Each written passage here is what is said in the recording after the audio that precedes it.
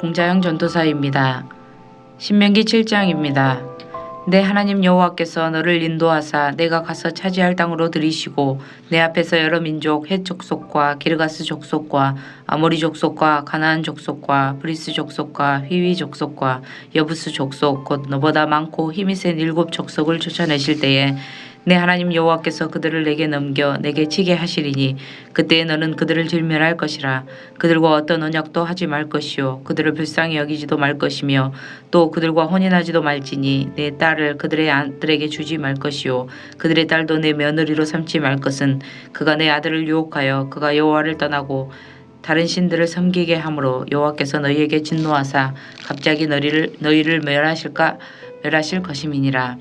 오직 너희가 그들에게 행할 것은 이러하니 그들의 제단을 헐며 주상을 깨뜨리며 아세라 목상을 찍으며 조각한 우상들을 불사를 것이니라. 너는 여호와 내 하나님의 성민이라. 내 하나님 여호와께서 지상 만민 중에서 너를 자기의 기업의 백성으로 택하셨나니 여호와께서 너희를 기뻐하시고 너희를 택하심은 너희가 다른 민족보다 수요가 많기 때문이 아니라 너희는 오히려 모든 민족 중에 가장 적으니라. 여호와께서 다만 너희를 사랑하심으로 말미암아 또는 너희의 조상들에게 하신 맹세를 지키려 하심으로 말미암아 자기의 권능의 손으로 너희를 인도하여 내시되 너희를 그 종 되었던 집에서 애굽 왕 바로의 손에서 속량하셨나니 그런즉 너는 알라. 오직 내 하나님 여호와는 하나님이시요 신실하신 하나님이시라. 그를 사랑하고 그의 계명을 지키는 자에게는 천대까지 그의 언약을 이행하시며 인애를 베푸시되 그를 미워하는 자에게는 당장에 보응하여 멸하시나니 여호와는 자기를 미워하는 자에게 지체하지 아니하시고 당장에 그에게 보응하시느니라. 그런즉 너는 오늘 내가 내게 명하는 명령과 규례와 법도를 지켜 행할지니라. 내가 이 모든 법도를 듣고 지켜 행하면 내 하나님 여호와께서 내 조상들에게 맹세하신 언약을 지켜 내게 인애를 베푸실 것이라. 곧 너를 사랑하시고 복을 주사 너를 번성하게 하시되 내게 주리라고 내 조상들에게 맹세하신 땅에서 내 소생에게 은혜를 베푸시며 내 토지 소산과 곡식과 포도주와 기름을 풍성하게 하시고 내 소와 양을 번식하게 하시리니 내가 복을 받음이 만민보다 훨씬 더하여 너희 중에 남녀와 너희의 짐승의 암수에 생육하지 못함이 없을 것이며 여호와께서 또 모든 질병을 내게서 멀리하사 너희가 아는 애굽의 악질에 걸리지 않게 하시고 너를 미워하는 모든 자에게 걸리게 하실 것이라. 내 하나님 여호와께서 내게 넘겨 주신 모든 민족을 내 눈이 궁휼히 여기지 말고 진멸하되 그들의 신을 섬기지 말라. 그것이 내게 올무가 되리라. 내가 혹시 심중에 이르기를 이 민족들이 나보다 많으니 내가 어찌 그를 쫓아낼 수 있으리요 하리마는 그들을 두려워하지 말고 내 하나님 여호와께서 바로와 온 애굽에 행하신 것을 잘 기억하되 내 하나님 여호와께서 너를 인도하여 내실 때에 내가 본 큰 시험과 이적과 기사와 강한 손과 편팔을 기억하라. 내 하나님 여호와께서 내가 두려워하는 모든 민족에게 그와 같이 행하실 것이요 내 하나님 여호와께서 또 왕벌을 그들 중에 보내어 그들의 남은 자와 너를 피하여 숨은 자를 멸하시리니 너는 그들을 두려워하지 말라. 너희 하나님 여호와 곧 크고 두려운 하나님이 너희 중에 계심이니라. 내 하나님 여호와께서 이 민족들을 내 앞에서 조금씩 쫓아내시리니 너는 그들을 급히 멸하지 말라. 들짐승이 번성하여 너를 해할까 하노라. 내 하나님 여호와께서 그들을 내게 넘기시고 그들을 크게 혼란하게 하여 마침내 진멸하시고 그들의 왕들을 내 손에 넘기리니 너는 그들의 이름을 천하에서 제하여 버리라. 너를 당할 자가 없이 내가 마침내 그들을 진멸하리라. 너는 그들이 조각한 신상들을 불사르고 그것에 입힌 은이나 금을 탐내지 말며 취하지 말라. 내가 그것으로 말미암아 올무에 걸릴까 하노니 이는 내 하나님 여호와께서 가증히 여기시는 것임이니라. 너는 가증한 것을 내 집에 들이지 말라. 너도 그것과 같이 진멸당할까 하노라. 너는 그것을 멀리하며 심히 미워하라. 그것은 진멸당할 것임이니라. 하늘에 계신 우리 아버지여, 이름이 거룩히 여김을 받으시오며 나라가 임하옵시며 뜻이 하늘에서 이룬 것 같이 땅에서도 이루어지이다. 오늘날 우리에게 일용할 양식을 주옵시고 우리가 우리에게 죄 지은 자를 사하여 준 것 같이 우리 죄를 사하여 주옵시고 우리를 시험에 들게 하지 마옵시고 다만 악에서 구하옵소서. 대개 나라와 권세와 영광이 아버지께 영원히 있사옵나이다. 아멘.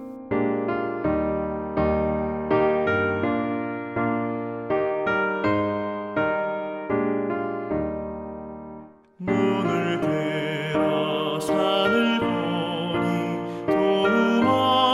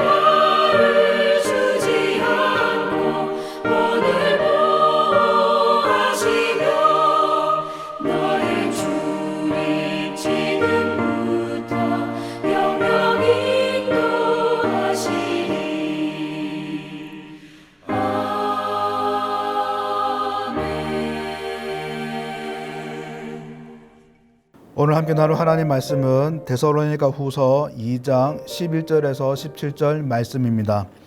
데살로니가 후서 2장 11절에서 17절 말씀입니다.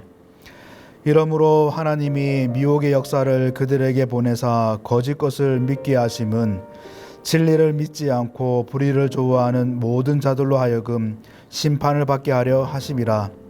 주께서 사랑하시는 형제들아, 우리가 항상 너희에 관하여 마땅히 하나님께 감사할 것은 하나님이 처음부터 너희를 택하사 성령의 거룩하게 하심과 진리를 믿음으로 구원을 받게 하심이니, 이를 위하여 우리의 복음으로 너희를 부르사 우리 주 예수 그리스도의 영광을 얻게 하려 하심이니라. 그러므로 형제들아, 굳건하게 서서 말로나 우리의 편지로 가르침을 받는 전통을 지키라. 우리 주 예수 그리스도와 우리를 사랑하시고 영원한 위로와 좋은 소망을 은혜로 주신 하나님 우리 아버지께서 너희 마음을 위로하시고 모든 선한 일과 말에 굳건하게 하시기를 원하노라. 아멘. 오늘도 우리 택하신 하나님의 은혜가 풍성하길 소망합니다. 여러분, 데살로니가 교회는 짧은 시기에 세워진 교회입니다. 에베소 교회는 사도 바울이 3년 동안 머물고 세운 교회인 반면에 데살로니가 교회는 겨우 3주 머물고 세워진 교회이죠. 여러분, 3년 동안 이 제자 훈련을 하고 교육을 받은 그 성도와 이제 교회 출석한 지 3주밖에 안 되는 새 가족과에는 엄연히 다른 차이가 날 수밖에 없습니다. 그 신앙의 수준과 역량이 다를 수밖에 없죠. 시기로 봤을 때 새 가족과 같은 데살로니가 교회이지만, 그러나 이 데살로니가 교회는 어떤 교회보다 성숙하고 신앙의 힘이 있는 그런 교회였습니다. 그래서 바울은 데살로니가 전서에 너희의 믿음의 역사와 사랑의 수고와 우리 주 예수 그리스도에 대한 소망의 인내를 기억하는데 끊임없이 기억이 된다라고 말을 합니다. 뿐만 아니라 1장 7절에 보면 너희가 마게도냐와 아가야에 있는 모든 믿는 자, 그냥 믿는 자가 아니라 모든 믿는 자의 본이 된다라고 합니다. 그리고 8절에 너희의 믿음의 소문이 각처에 퍼졌으므로 우리가 아무 말도 할 것이 없다라고 얘기하죠. 데살로니가 교회 너희 성도들의 이 믿음의 소문이 얼마나 대단하고 얼마나 자자하게 퍼졌는지 우리가 할 말이 없다라고 할 정도로 칭찬을 아끼지 않았던 교회입니다. 그런 교회, 그런 참 대단하고 능력이 있었던 이 교회지만은 그런 데살로니가 교회에도 어려움이 있었습니다. 어떻게 보면 초대교회의 대부분이 겪은 어려움인데, 다른 것이 아니라 거짓 교사가 이 교회 안에서 미혹하고, 그래서 성도들이 유혹에 넘어가고 교회의 전통 신학이 오염이 되고 교회가 흔들리는 그런 힘겨움을 겪었죠. 여러분, 지금 이단들이 교회를 얼마나 많이 힘들게 합니까? 이들이 교회 밖에서 포교 활동하는 것도 이렇게 힘든데, 이 데살로니가 교회는, 초대 교회들은 이 이단자와 같은 거짓 교사가 교회 깊이 들어와서 그 내부에서 교회를 흔들고 있습니다. 당파를 만들게 하고 신학이 무너지게 하고, 이런 모든 어려움에 있음에도 불구하고 예배를 안 드릴 수도 없고, 그렇다고 교회를 포기할 수도 없는 이 현실이 그 성도들에게 얼마나 가혹할까 싶습니다. 또 이런 상황을 듣고 있는 이 바울의 심정은 얼마나 찢어질까요? 지금 이 두 번째 편지를 적으면서, 서신을 적으면서 얼마나 다급한 마음으로, 얼마나 피눈물 나는 이 심정으로 적을까 싶습니다. 특히 오늘 본문에서 본 것처럼 데살로니가 교회가 그렇게 힘들어했던 내용이 종말론이에요. 예수님의 강림에 대한 부분인데, 그런데 바울이 사실은 이미 데살로니가 전서 첫 번째 서신에 있어서 이 종말에 대한, 예수님의 강림에 대한 교훈을 이미 주었습니다. 4장에 이미 가르쳤죠. 여러분, 그래서 사실은 데살로니가 교회 성도들은 이 내용을 이미 들었고 배웠었어요. 그런데 다른 문제도 아니고 딱 이 문제에 미혹되는 이 모습을 생각하면 바울의 이 마음이 얼마나 무너질까 상상이 됩니다. 그래서 바울이 5절에 내가 너희와 함께 있을 때에 이 일을 너희에게 말한 것을 기억하지 못하느냐, 왜 기억 못하니라고 한탄을 합니다. 여러분, 그래서 우리가 흔히 하는 말처럼 아는 것이 힘이라고 하죠. 분별하고 옳은 것을 가르기 위해서, 따르기 위해서 분명히 알아야 합니다. 그런데 중요한 것은 제대로 아는 것이 중요하죠. 바르게 아는 것이 중요합니다.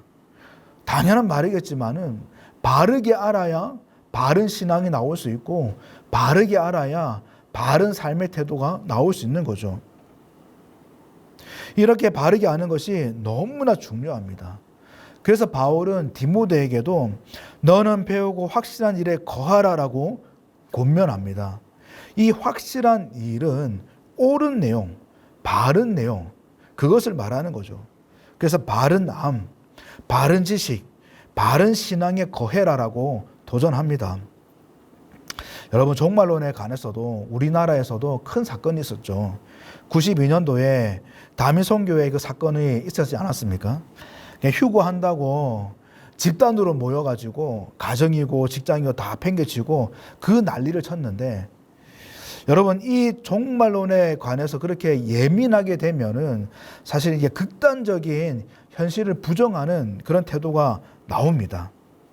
반대로 이 종말론에 대해서 너무 둔하면, 너무 그런 민감하지 못하면은 또한 이 지금 당장 눈에 보이는 거, 지금 당장 손에 잡히는 거, 이 현실에 너무 집착하게 되어지는 그런 양상이 또 나오는 거죠. 여러분, 그런데 한편으로 생각하면은 이 종말에 대한 예수님의 강림, 예수님의 재림에 대한 논란은 사실 하루 이틀이 아닙니다.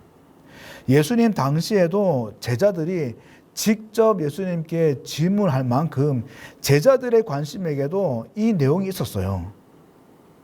기독교 역사상 끊임없이 불거진 내용이 사실 이 종말에 관한 내용입니다.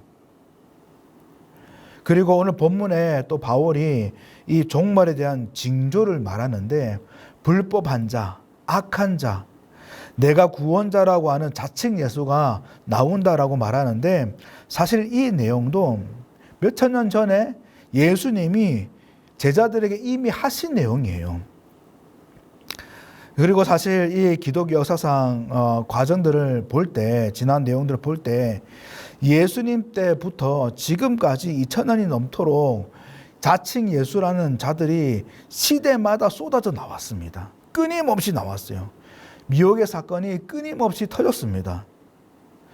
그럼에도 불구하고 아직까지 주님은 오시지 않고 있죠. 이런 내용들을 염두에 보면 우리는 좀 더 뭔가 구체적인 내용을 원하고, 좀 더 뭔가 자세한 그런 상세한 내용들이 주어질 것을 요구를 합니다. 여러분, 그런데 오늘 본문을 보면서 우리가 정말 놓치지 말아야 되는 것은, 지금 바울이 예수님의 강림에 대해서 말하면서 성도들이 미혹되는 그 내용을 교정하려고 하고, 어느 정도 이 거짓 교사들의 내용이 잘못되었다라는 내용들을 말을 하지만, 이게 오답 체크하듯이 1부터 100까지 일일이 설명하지 않습니다. 일일이 이것이 틀렸고 저것이 틀렸고 이것이 맞고 일일이 말하지 않아요. 아니, 사실 바울은 그런 의도도 없습니다. 여러분, 우리가 지금 펼쳐나가는 바울의 논지를 분명하게 잘 봐야 되는데, 사실 바울은 이 예수님의 강림, 종말에 대한 이 미혹의 문제, 어쩌면 신앙의 모든 문제, 모든 유혹의 문제를 한 번에 해결할 핵폭탄 같은 그런 무기를 지금 들고 나옵니다. 여러분, 그게 뭐냐면은 하나님의 택하심이에요. 하나님의 택하심. 누구는 하나님이 택하셨고, 누구는 하나님이 버리셨고, 신학적인 말로 하나님의 선택과 유기를 들려냅니다. 11절에 이러므로 하나님이 미혹의 역사를 그들에게 보내사 거짓 것을 믿게 하심은 진리를 믿지 않고 불의를 좋아하는 모든 자들로 하여금 심판을 받게 하라 하심이다라고 기록하고 있습니다. 하나님이 이 악한 자들, 불법한 자들, 미혹하는 자들, 이들을 심판받게 하시려고 거짓을 믿게 하셨다라고 논하죠. 여러분, 이게 무슨 말이냐면은 간단히 말해서 하나님이 그들을 버리셨다는 말입니다. 이미 하나님은 그들을 심판의 대상으로 결정하셨고 그들의 욕구대로 그들의 만족대로 살도록 내버려 두셨다는 거예요. 그들을 포기하셨고 간섭하지 않으신다는 겁니다. 놔두셨다는 거예요. 반면에 13절에 주께서 사랑하시는 형제들아 우리가 항상 너에게 관하여 마땅히 하나님께 감사할 것은 하나님이 처음부터 너희를 택하사 성령의 거룩하게 하심과 진리를 믿음으로 구원받게 하심이니라고 말을 합니다. 내가 감사하는 것은 우리가 너희들에 대해서 감사하는 것은 하나님이 너희를 택하셨기 때문이다라고 말을 하죠. 그것도 처음부터. 어느 정도 보다가 너희들 착한 행실을 보다가 하나님이 그게 택하셨다 그게 아니라 처음부터 너희를 택하셨다라고 바울은 얘기합니다. 시편 71편의 기자가 정말 가슴 뜨거움으로 설렘으로 외치는 것처럼 내가 모태에서부터 주를 의지하였으며 나의 어머니의 배에서부터 주께서 나를 택하셨사오니 나는 항상 주를 찬송하리이다라고 감탄해하는 이 시인의 저자처럼 너희들이 조성되기 전에 뱃속에 어머니의 뱃속에서 태어나기도 전에 하나님이 너희를 택하셨다. 너희는 믿음으로 하나님의 구원을 받기 위해 하나님께 택함 받은 자들이라고 바울은 권면합니다. 위로하죠. 예수님의 강림에 대해 미혹된 이 데살로니가 교회 성도들을 하나님의 택하심 앞에 바울은 다시 서게 합니다. 데살로니가 교회 성도들을 처음부터 붙드시고 포기하지 않으시는 그들의 인생을 쥐고 계시는 하나님 앞에 서게 합니다. 여러분, 더 자세히 더 구체적으로 이해가 될 정도로 사실 이 종말에 대해서 더 상세하게 말해주면 되는 거 아닙니까? 그런데 바울은 그러지 않고 그들을 다시 하나님 택하심 위에 세웁니다. 사실 데살로니가 전서의 이 첫 번째 서신에서도 입에 부르트도록 바울이 이 데살로니가 성도들에게 말한 것이 하나님이 너희를 선택했다는 내용이에요. 1장 4절에도 하나님의 사랑하심을 받은 형제들아 너희를 택하심을 내가 안다라고 얘기하죠. 그리고 2장 12절에도 너희를 부르사 자기 나라와 영광에 이르게 하시는 하나님이라고 말합니다. 4장 7절에도 하나님이 너희를 부르셨다라고 해요. 여러분, 왜 바울이 다시 이 데살로니가 성도들로 하여금 하나님의 택하심 앞에 서게 할까요? 하나님의 주권을 기억하게 할까요? 여러분, 나는 하나님의 택하신 백성이다. 나는 하나님의 구원을 받았고 나는 이미 나를 주장하고 계시는 하나님의 자녀다. 하나님의 내 인생을 붙들고 계시고 그 하나님이 나를 선하심으로 인도하고 계시고 나는 하나님의 택한 하나님의 특별한 자다. 나는 이 하나님의 택함의 확실한 자는 예수님의 강림이 당장 내일 온다고 할지라도 아니 당장 10분 후에 닥친다고 할지라도 요동하지 않습니다. 주님의 재림이 내 평생 동안 못 본다고 할지라도 2000년, 3000년 후에 와서 한참 후에 일어난다고 할지라도 하나님의 택하심이 확실한 사람은 아쉬워하지 않아요. 후회하지 않습니다.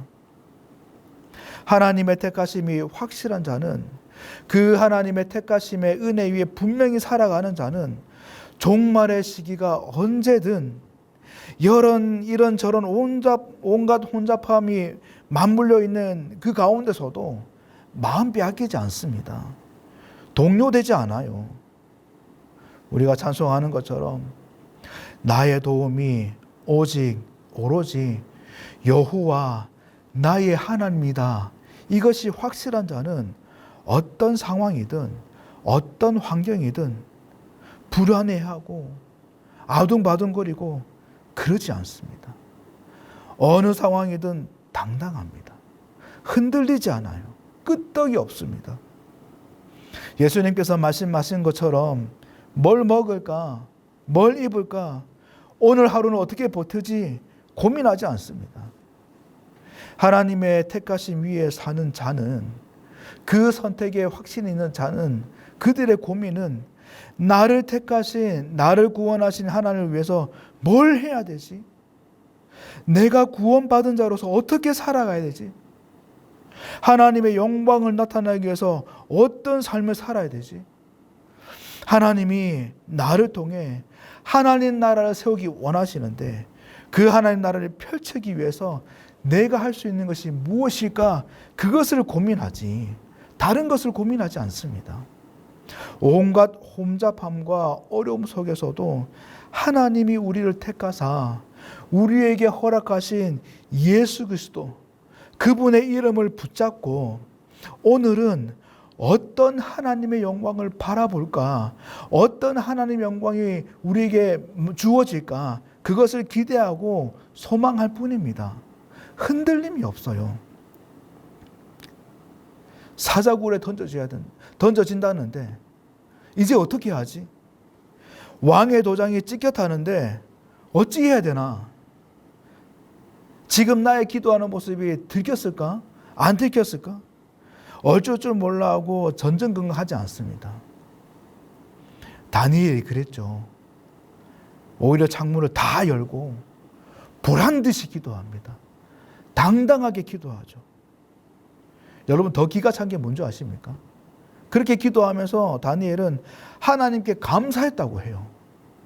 이런 어려운 시국에 감사했다고 합니다. 다니엘은 오늘 죽을지 내일 죽을지 혹은 살아날 수 있는 비결이 있는지, 이 어지러운 상황에 어떻게 살아갈 수 있을지 전혀 상관하지 않습니다. 오로지 오늘 죽어도 내일 죽어도 지금 당장 내가 기도할 수 있다는 것이 감사했고, 어떤 상황에도 변함없이 내가 하나님 앞에 무릎을 꿇을 수 있다는 것이 감사했습니다.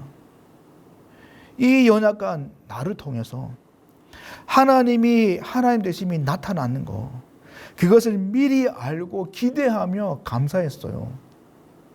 이 우상이 득실거리는 바벨론, 하나님에 대해서 너무나 무지한 황무지의 땅과 같은 이 바벨론 땅에서 하나님의 이름이 높아지는, 그것을 꿈꾸며 그걸 기대하며 감사했습니다. 하나님 택하심 위에 사는 자, 하나님의 사랑, 나의 하나님, 그분의 완전한 사랑 안에서 확신 속에서 사는 자는 당당합니다. 요동함이 없어요.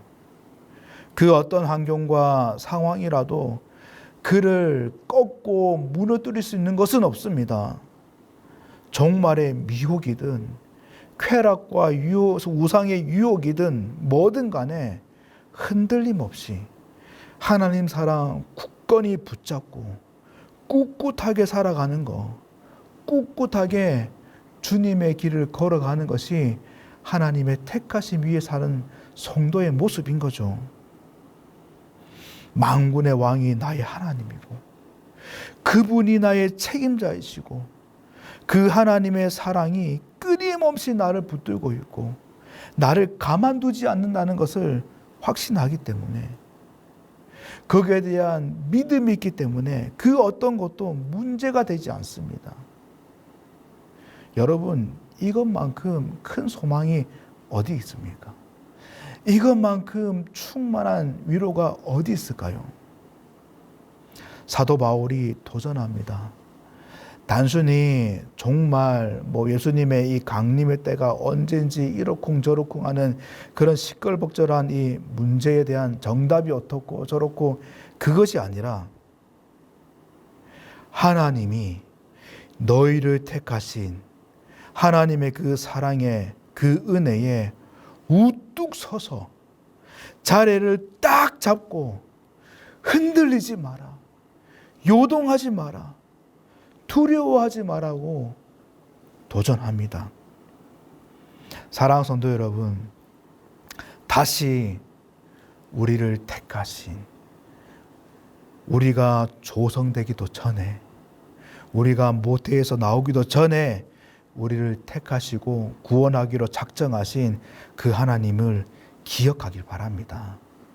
오늘도 우리의 삶에 하나님께 감사할 것은 하나님이 처음부터 우리를 택하사 성령의 거룩하게 하심과 진리를 믿음으로 구원받게 하심이니라는 이 말씀에 폭발적인 힘이, 폭발적인 그 압력이 우리를 강권하는 은혜가 있길 바랍니다.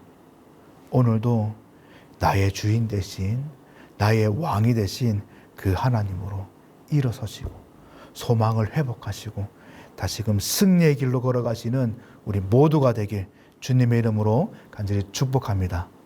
기도하겠습니다. 하나님 아버지, 연약하고 부족하지만 태초부터 우리가 조성되기 전부터 우리를 택하시고 지금까지 붙들어 주신 은혜를 감사합니다. 하나님, 오늘 본문의 데살로니가 성도들처럼 때로는 여러 가지 유혹과 미혹 가운데 마음이 빼앗기고 흔들리는 우리의 모습을 고백합니다. 하나님, 그럴 때마다 은혜 주셔서 다시금 우리의 심령 가운데에 하나님이 택하신 그 은혜와 손길이 가득 채워질 수 있도록 도와주옵소서. 우리를 살리기 위해서 독생자를 허락하시고 십자가를 우리의 심령 가운데 꽂으신 그 아름다운 손길을 바라보며 그 하나님을 다시금 신뢰하고 믿음으로 일어서는 우리가 될 수 있도록 은혜 베풀어 주시옵소서. 오늘 하루 살아가는 모든 일정 가운데서도 우리를 택하시사 우리를 인도하시는 하나님의 손길이 풍성하게 하시고 그 하나님 바라보며 오늘도 믿음의 길, 승리의 길 걸어갈 수 있는 우리 모든 성도가 될 수 있도록 붙잡아 주시옵소서. 오늘 이 아침에도 하나님께 은혜를 간구하며 무릎 꿇는 성도들을 불쌍히 여기시고 긍휼을 베풀으셔서 하나님으로 충만한 삶을 살 수 있도록 인도하여 주옵소서. 우리의 고민과 우리의 기도의 문제들, 기도의 제목들 모든 것을 하나님께 의탁드립니다. 하나님 주장하여 주시고 붙잡아 주시옵소서. 오늘 하루의 모든 일정을 삼위 하나님께 의탁드렸고 감사하며 예수님 이름으로 기도합니다. 아멘.